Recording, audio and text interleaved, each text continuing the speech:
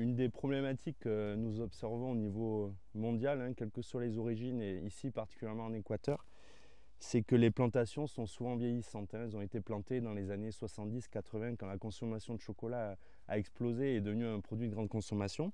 Ce qu'il faut savoir, un cacaoyer, il va être en pleine productivité 30-40 ans. Et ensuite, il va entrer dans une phase de décroissance en termes de production. Vous voyez l'ancien arbre qui a été rénové.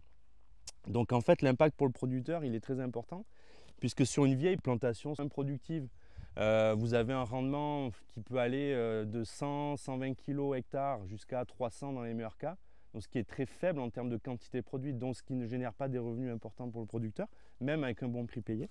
Donc cette technique de rénovation, en fait, permet à partir des anciens arbres, donc en greffant les rejets basaux avec du matériel végétal sélectionné, qui a été sélectionné pour différents critères, sa résistance aux maladies, sa productivité et sa qualité aromatique, permet aux producteurs d'arriver en l'espace de 3 ans à 5 ans à une production moyenne de 1 tonne hectare. Donc là, vous imaginez bien que versus 150 kg hectare, on parle d'une vraie augmentation des revenus aux producteurs.